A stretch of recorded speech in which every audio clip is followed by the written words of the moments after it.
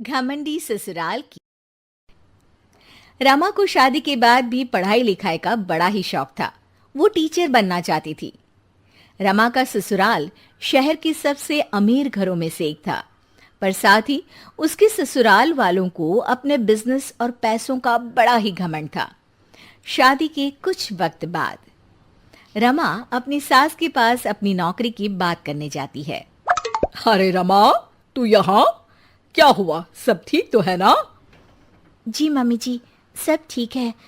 Mummy जी, आपसे कुछ बात करनी थी। अरे रमा, अब तू बात करने को भी पूछेगी क्या?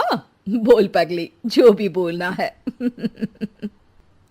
मम्मी जी, अब तो शादी को काफ़ी समय भी हो गया है और घर में सभी काम के लिए नौकर लगे हैं।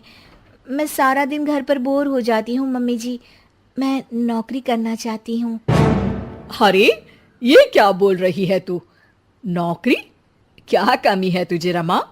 तुझे पता नहीं, हमारा बिजनेस शहर का सबसे बड़ा बिजनेस है और तू नौकरी की बात कर रही है। लोग क्या सोचेंगे कि इतना बड़ा बिजनेस, इतना पैसा होने का भी क्या मतलब, जब घर की बहू को भी नौकरी करके खुद का खर्चा उठाना पड़ रहा है। नहीं रमा, तू बिल्कुल नौकरी नहीं करेगी। पर माँ जी, मैं टीचर बनना चाहती हूँ। पागल हो गई है बहू? इतने बड़े बिजनेसमैन की पत्नी और बहू टीचर? देख रमा, तुझे पैसे चाहिए तो मैं तुझे देती हूं, पर ये नौकरी की बात तू अपने दिमाग से निकाल दे। और जो सारा दिन वो किताबें पढ़ के तू अपना दिमाग खराब कर रही है ना, उसे भी दूर फेंक दे।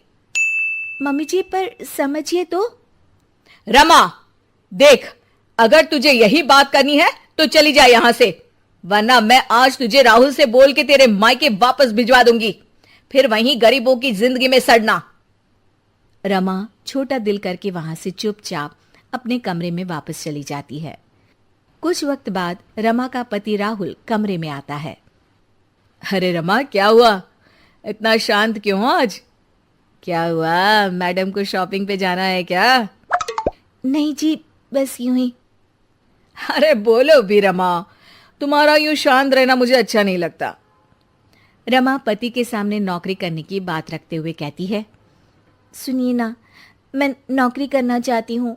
मम्मी जी से इस बारे में बात हुई थी, लेकिन उन्होंने साफ इनकार कर दिया, इसलिए मैं आपकी सहमति चाहती हूँ।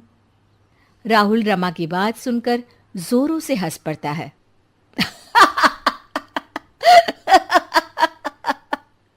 अरे रमा, तुम पागल तो नहीं हो गई हो? तुम्हें नौकरी करनी है। क्या कमी है तुम्हें?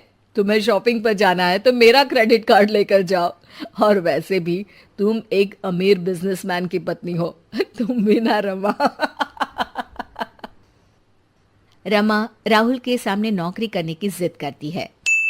पर सुनिए तो, मैं नौकरी पैसों के लिए नहीं, अपने लिए करना चाहती हूँ।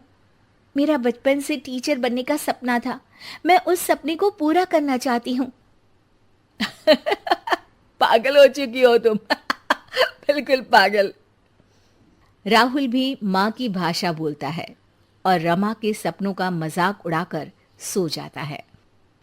रमा फिर से अपना दिल छोटा करके सो जाती है। अगले दिन सुबह रमा मम्मी जी से कहती है, मम्मी जी, मैं पास वाले बाजार तक जा रही हूँ।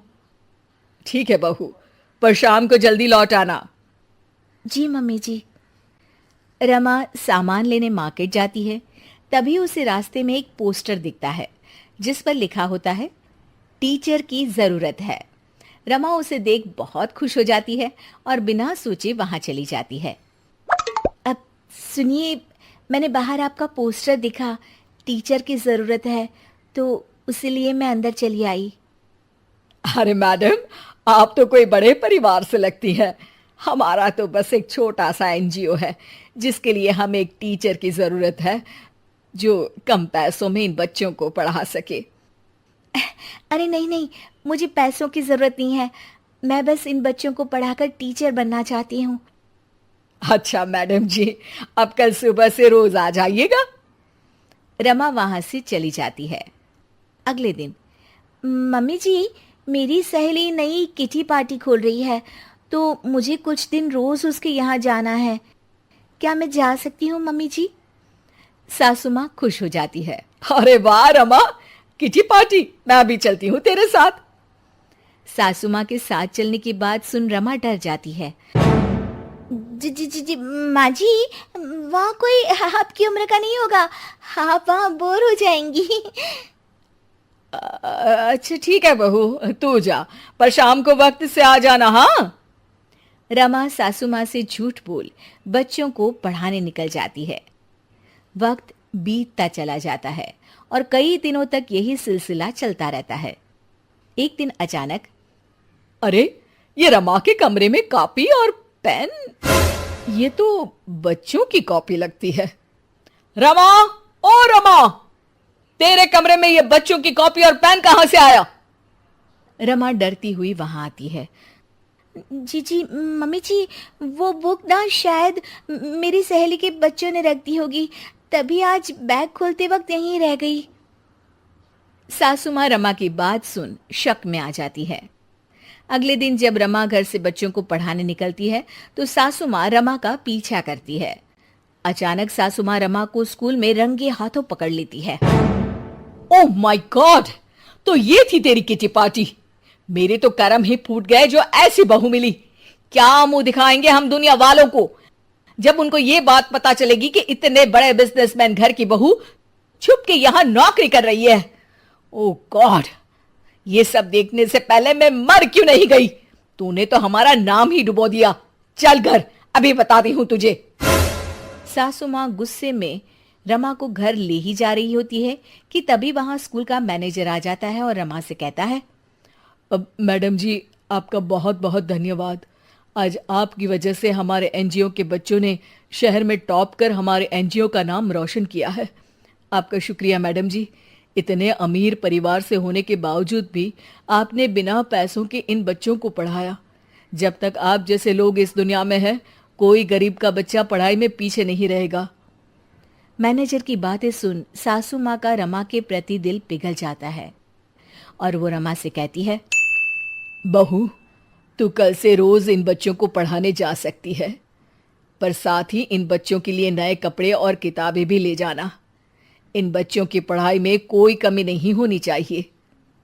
सासू माँ की बातें सुन रमा खुश हो जाती है और फिर से बच्चों को पढ़ाने में लग जाती है, पर अब छुपाकर नहीं, खुलेआम।